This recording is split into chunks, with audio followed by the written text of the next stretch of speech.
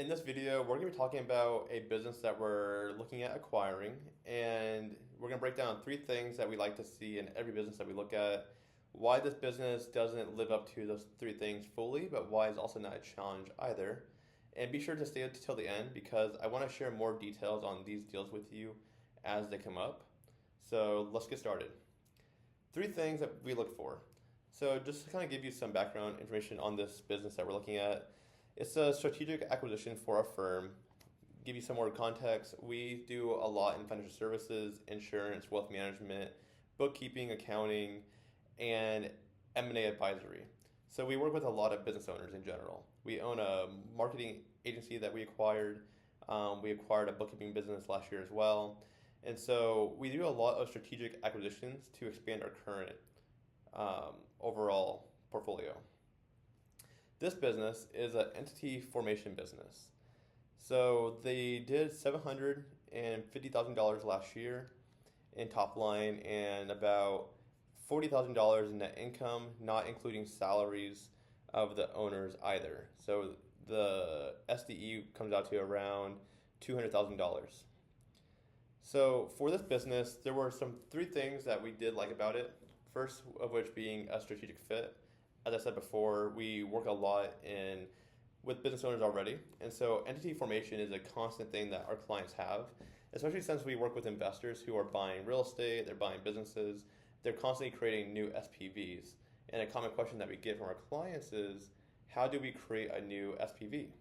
With this entity formation business now, we can be able to do the SPV creations in-house. So that's the first thing that we like about the business. Secondly, she is very motivated to sell. The business is doing fine. It's a great business. She's not desperate to leave it, but she is reaching the point of her life where she needs to retire, and she's fearful that she won't find a buyer in time for her to leave, right?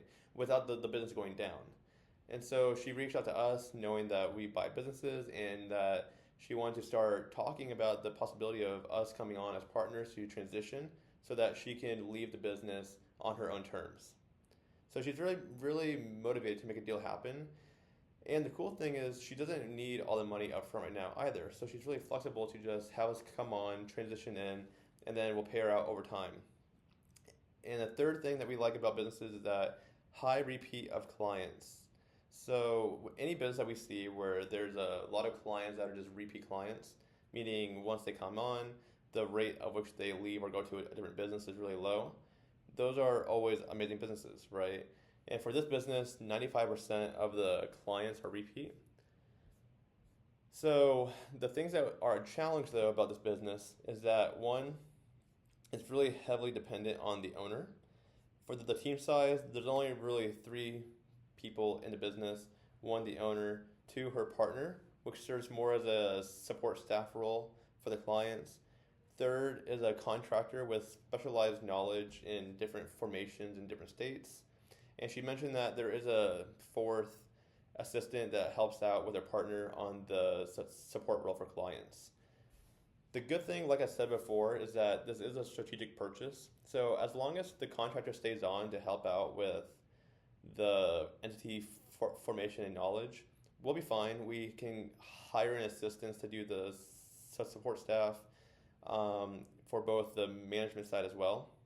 And because this is also a strategic purchase, we have clients and partners that we can bring in to help manage this business because the only thing that this is going to involve now is a new offering to our existing portfolio, which makes the life a lot easier, right? All we need is a manager to help, one, oversee the clients in this business, but two, how we can cross-sell their services to existing email lists we have, databases, clientele, and other companies. Next is the marketing. So this business is really reliant on the existing clientele. They have no real lead gen system, referral sources, or partnerships either that bring in new business. So the $700,000 in sales is really reliant that the 95% of clients would stay the clients, right? And so part of the transition in just a purchase that we're going to need to talk with the owner about is that if the clients leave, then the purchase is worthless, right? And so we need to work on a structure to where we can at least create email list and bring the CRM of current clients onto that list to be able to start nurturing that over the next year. Keep her on just to kind of not stay the face of it, but just know that she's still involved. This way we can start to deepen the connection with the current clients while working on marketing to bring in more clients from our existing portfolio of businesses, but also from new sources as well. Last point I wanted to cover on this business is that, like I mentioned, the email list. The only thing they have is a CRM. They don't have an email list or a way to stay in touch with them right now. And so that's going to definitely need to change as the business is really reliant on just the current clientele. However, outside of that, everything else is really simple for us, right? This is an offering that we can start offering today and get clients for today. So really for us buying this business, there is really low risk. The biggest risk is just going to be who's going to manage it, how can we deepen the relationships with the current clientele, make sure that we're able to nurture those contacts over time, and 1 and 3, start to create new outside sources for this business specifically through joint ventures and acquiring more media.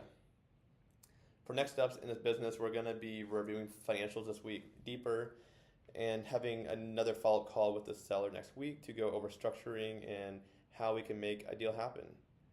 If you like this kind of content, please leave a comment below, and please reach out over email as well, as I would love to be able to share more details on this business, but also for more deal flow that we have coming in, be able to share those businesses with you as well, especially the ones that we don't acquire or aren't good fit for our clients. We would love to share with you too. Thank you for watching, and I'll catch you in the next one.